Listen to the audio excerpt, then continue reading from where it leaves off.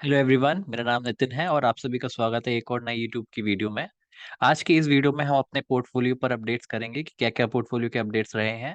आज मार्केट बहुत ज़्यादा टूट गया। इतनी उम्मीदें नहीं थी कि इतना टूटेगा, बट खैर अब जो भी है उससे डील करना पड़ेगा। यहाँ पर कुछ सवाल हैं। पहला सवाल ये है कि आगे क्या होगा। आपके स्क्रीन पर अभी फिलहाल सीएनएक्स स्मॉल कैप इंडेक्स का चार्ट खुला हुआ है। आप देख सकते हो कि जो प्राइस है उसने 20 के मूविंग एवरेज के नीचे की क्लोजिंग दे दी है और अगला सपोर्ट जो है वो 50 का मूविंग एवरेज है। नीचे से एक ट्रेंड लाइन का सपोर्ट भी है, तो सपोर्ट की कोई कमी नहीं है। बुल मार्केट है, अभी भी हम टॉप के आसपास हैं, तो बहुत ज्यादा बियर मार्केट चिल्लाने की जरूरत नहीं है। हम अभी भी बुल मार्केट के अंदर हैं, पहली चीज मेरा थॉट। ओके। जो भी चीज़ हम इस वीडियो में डिस्कस करेंगे वो सिर्फ मेरा पर्सनल ओपिनियन है। किसी भी स्टॉक पर दी गई कोई भी टिप या रिकमेंडेशन नहीं होगी। ठीक है। आगे क्या हो सकता है मेरे हिसाब से। आगे अगर यहाँ से हम गिरते हैं तो एक और थोड़ा बहुत फॉल देखने को मिल सकता है, और फिर कल का दिन बहुत इंपॉर्टेंट है हमारे लिए कि कल क्या रिकवरी आती है या नहीं आती है, और रिकवरी आती है तो कैसी रिकवरी आती है और कितनी रिकवरी आती है। पीएसयूज में काफी सारी अर्निंग्स अनाउंस हुई थी, जैसे आरवीएनएल और आईआरएफसी।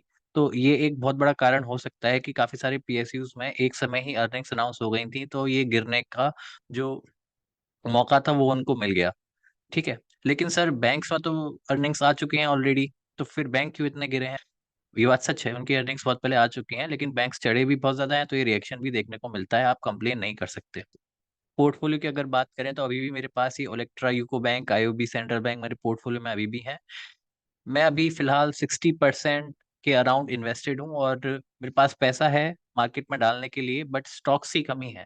स्टॉक्स में समझ में नहीं आ रहा है। वॉच लिस्ट में स्टॉक्स पड़े हुए हैं सर, काफी सारे स्टॉक्स आज खाली हुए हैं। मैं उस पर अपडेट दूंगा वॉच लिस्ट की। लेकिन जो चीज मैं कहना चाहता हूँ वो ये है कि वॉच लिस्ट में स्टॉक्स तो हैं, लेकिन सेटअप्स इतने अच्छे नहीं हैं, तो थोड़ी रिकवरी चाहिए, थोड़ी स्ट्रेंथ चाहिए। मैं एक ऐसा ट्रेडर नहीं हूँ कि जो वीकनेस पे बाय करता है, मैं एक ऐसा ट्रेडर हूँ जो स्ट्रेंथ पे बाय करता है। तो मेरे को थोड़ी स्ट्रेंथ चाहिए। जब मेरे को स्ट्रेंथ दिखती है तो मैं थोड़ा पैसा डालने के लिए, मैं थोड़ा कॉन्फिडेंस मेरे को आता है वो पैसा डालने के लिए। और यही चीज है, लाइक आप मेरा मेरा ओपिनियन सुन रहे हो कि मैं मार्केट में पैसा क्यों नहीं डाल रहा हूँ, और ये ऐसा ओपिनियन बाकी लोगों का भी होता है। तभी ये पैनिक जैसी सिचुएशन क्रिएट होती है।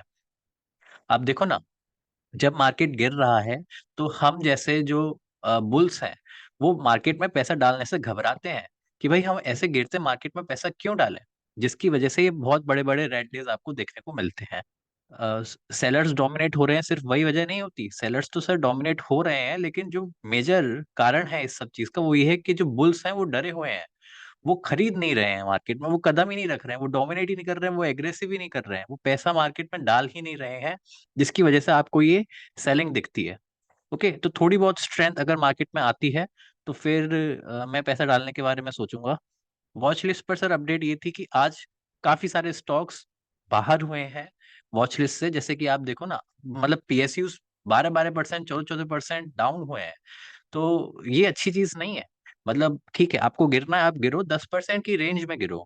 आप 10% से ऊपर गिर रहे हो तो कुछ ना कुछ तो सर बुरा हो रहा है।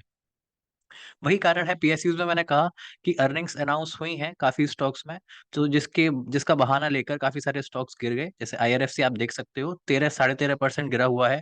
आरवीएनएल इतना गिरा हुआ है। मैसडॉक, ये सारे स्टॉक्स वॉच लिस्ट में थे, बट एक दिन में देखो, आपने देखा कि एक दिन में कितना चेंज हो जाता है।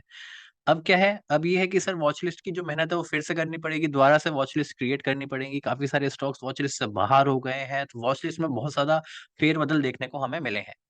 कुछ स्टॉक्स जो अभी भी हमारे वॉच लिस्ट में है वो ये है कि टीसीआई, अतुल ऑटो, तो खैर वो सारे स्टॉक्स तो हैं ही। जीआईपीसीएल, ये तीन पीएसयूज अभी भी पड़े हुए हैं। जीआईपीसीएल तो बहुत ज्यादा गिर गया, मेरी तो नजर इस पे अभी जा रही है। तो consider it getting out from my watch list as well, कि इसको भी मेहनत करनी पड़ेगी। अगर रिकवरी दिखती है तभी इनमें काम किया जाएगा। नहीं तो आप ये मत समझो कि सिर्फ जीआईपीसीएल मेरे वॉच लिस्ट में है इसलिए मैं ऐसे स्टॉक में इन्वेस्टेड हूँ। नहीं सर, ये गलती मत कर बैठना। ओके, ये गलतियां मत कर बैठना कि स्टॉक सिर्फ हमारी वॉच लिस्ट में है इस वजह से। नहीं, इसलिए स्टॉक टिप्स, स्टॉक रिकमेंडेशन मत करो, इंडिपेंडेंट ट्रेडर बनो। ये मेरा हम जो यूट्यूब पर ये वीडियोस बना रहे हैं, ये क्यों बना रहे हैं, वो सर इसलिए बना रहे हैं कि आप इंडिपेंडेंट ट्रेडर बन पाओ। आप अपने बेसिस पर एक्शन डिसीजंस मार्केट में ले पाओ। That is the aim, that is the goal. Adani stocks ये है कि आज मुझे लगा कि मे बी इनमें कुछ एक्टिविटी देखने को मिल सकती है।